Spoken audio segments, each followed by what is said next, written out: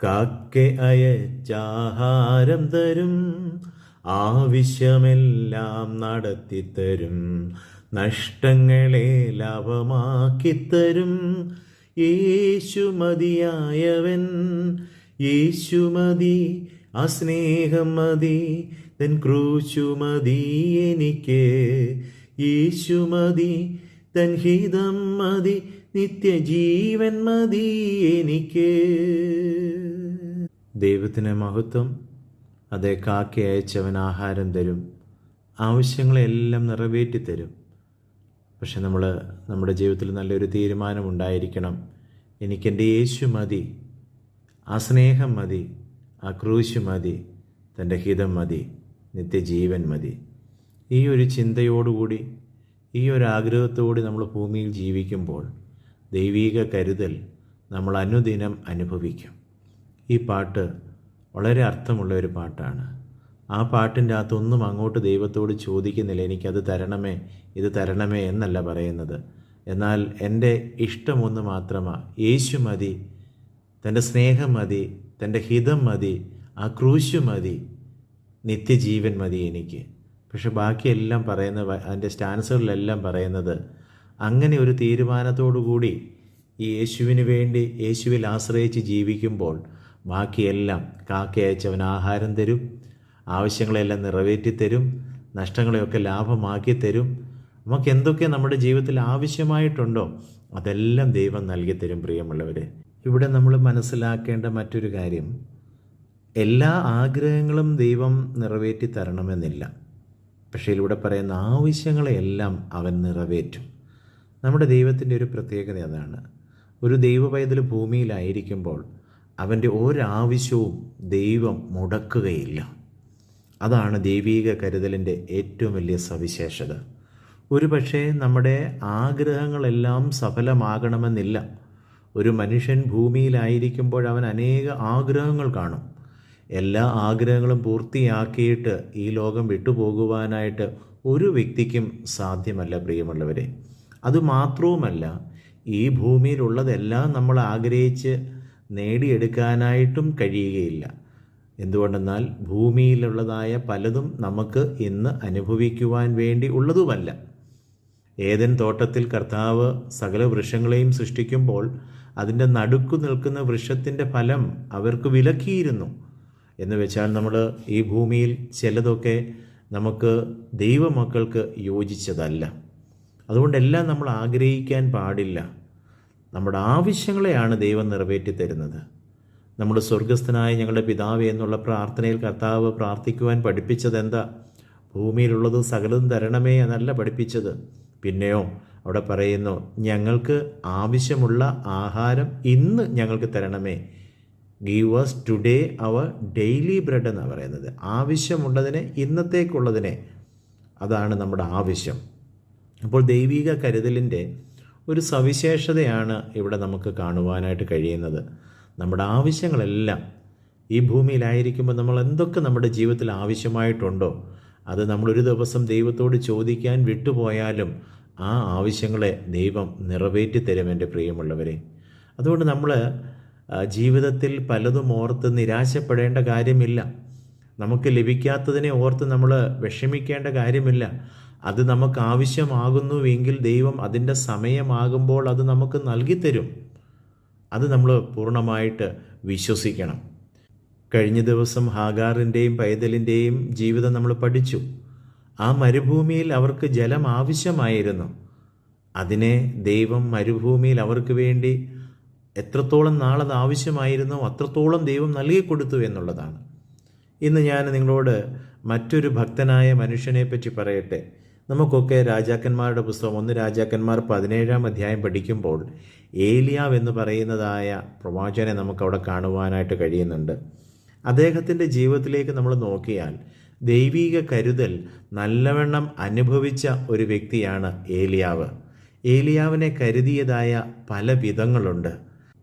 അതിൽ ഒന്നിനെക്കുറിച്ച് ഇന്ന് നിങ്ങളുമായിട്ട് പങ്കുവയ്പ്പാനാണ് ഞാൻ ആഗ്രഹിക്കുന്നത്. അവിടെ പറയുന്ന ഇപ്രകാരമാണ്: ദേശത്തൊരു വലിയ ക്ഷാമമുണ്ടാകുന്നു, മഴ പെയ്യാതിരിക്കുന്നു. ദൈവത്തിൻ്റെ അരുളപ്പാട് ഏലിയാവിന് ലഭിക്കുമ്പോൾ അവിടെ പറയുകയാണ്, നീ ഇവിടുന്ന് പുറപ്പെട്ട് കിഴക്കോട്ട് ചെന്ന് യോർദാന് കിഴക്കുള്ള കെരീത് തോട്ടിനരികെ ഒളിച്ചിരിക്കുക. തോട്ടിൽ നിന്ന് നീ കുടിച്ചുകൊള്ളണം. അവിടെ നിനക്ക് ഭക്ഷണം തരേണ്ടതിന് ഞാൻ കാക്കയോട് കൽപ്പിച്ചിരിക്കുന്നു. അങ്ങനെ അവൻ പോയി യഹോവയുടെ കൽപ്പന പ്രകാരം ചെയ്തു. പ്രിയമുള്ളവരെ, ഇവിടെ ഏലിയാവിനെ ദൈവം കാക്ക അയച്ച് ആഹാരം കൊടുത്തു.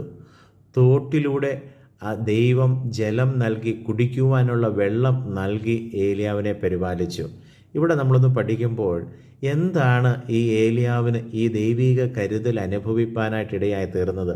കാരണം ഏലിയാവിൻ്റെ സമ്പൂർണമായ ഒരു അനുസരണം നമുക്കവിടെ കാണുവാനായിട്ട് കഴിയുന്നുണ്ട്. ദൈവം പറഞ്ഞതിനെ അതേപടി അനുസരിച്ചതിൻ്റെ ഫലമായിട്ടാണ് ദൈവിക കരുതൽ ഏലിയാവിന് അനുഭവിപ്പാനായിട്ട് സാധിച്ചത്. പ്രിയമുള്ളവരെ, ഒരു പക്ഷേൽ ഏലിയാവ് അവിടെ അല്പ സംശയങ്ങളും മറ്റു ചിന്തകളുമൊക്കെയായിട്ട് ജീവിച്ചിരുന്നുവെങ്കിൽ ഈ കരുതൽ അനുഭവിപ്പാനായിട്ട് കഴിയുകയില്ല. ദൈവം പറഞ്ഞിടത്തേക്ക് പോകുവാൻ അവിടെ വെള്ളമുണ്ടോ അല്ലെങ്കിൽ കാക്ക കൊണ്ട് ആഹാരം തരുമോ ഒരു സംശയവുമില്ലായിരുന്നു. ഏലിയാവിൻ്റെ ജീവിതത്തിൻ്റെ ദൈവിക കരുതൽ അനുഭവിപ്പാൻ ഇടയായതിൻ്റെ ഏറ്റവും വലിയ സവിശേഷതയിൽ ഞാൻ കാണുന്നത് ഒന്ന്, ആ ഒരു അനുസരണവും ആഴമായ ആശ്രയവുമായിരുന്നു.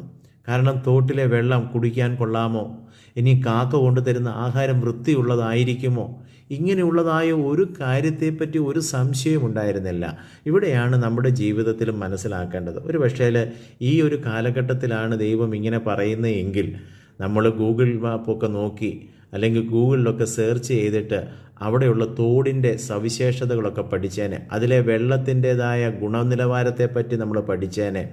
അത് കഴിഞ്ഞിട്ട് അയ്യോ ഈ കാക്ക വൃത്തിയുള്ള ജീവിയാണോ, ഇത് ആഹാരം കൃത്യമായിട്ട് കൊണ്ടുതരുമോ? നമ്മൾ ഒത്തിരി കാര്യങ്ങളിൽ ഇന്ന് അങ്ങനെയാണല്ലോ.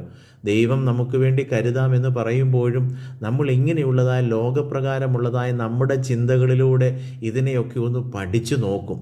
അത് കഴിഞ്ഞിട്ടാണ് അനുസരിക്കുന്നത്.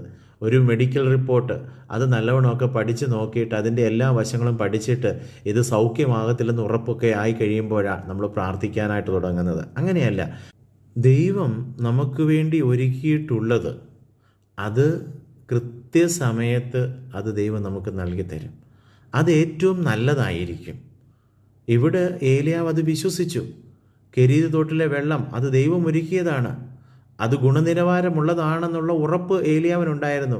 ഇനിയും കാക്ക ആഹാരം കൊണ്ടു തരുമെന്ന് പറഞ്ഞപ്പോൾ അത് കാക്കയല്ലയോ, കൊണ്ടുതരുമോ? സംശയിച്ചു ഒന്നുമില്ല.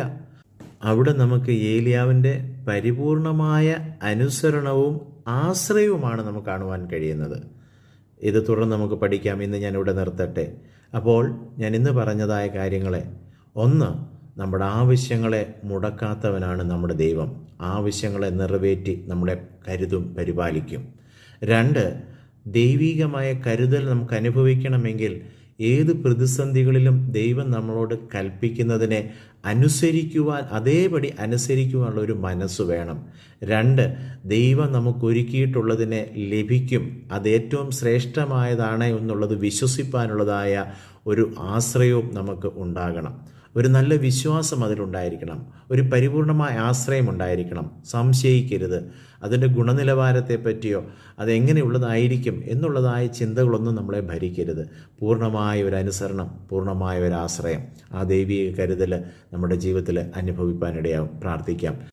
കരുണയുള്ള കരുതുന്ന കർത്താവേ, അങ്ങിൽ വിശ്വസിപ്പാൻ, അങ്ങിൽ ആശ്രയിപ്പാൻ, അങ്ങ് പറയുന്നത് അനുസരിപ്പാൻ കർത്താവെ ഞങ്ങൾക്ക് അവിടുന്ന് കൃപ തരണമേ. ഞങ്ങളുടെ ആവശ്യങ്ങളെ മുടക്കാത്ത ദൈവമെന്ന് വിശ്വസിപ്പാനും ഞങ്ങളുടെ ആവശ്യങ്ങൾ തക്ക സമയത്ത് നിറവേറ്റി തരുമെന്നുള്ളതായ വിശ്വാസത്തിലും ജീവിപ്പാൻ ഞങ്ങളെ സഹായിക്കണം. ഞങ്ങളുടെ പ്രിയപ്പെട്ടവരാരും നിരാശയുടെ അനുഭവത്തിലേക്ക് പോകാതെ ദൈവീകമായ കരുതൽ അനുഭവിച്ച് ദൈവകൃപയോടെ ജീവിപ്പാൻ സഹായിക്കണമേ. യേശുവിൻ നാമത്തിൽ തന്നെ ആമേൻ.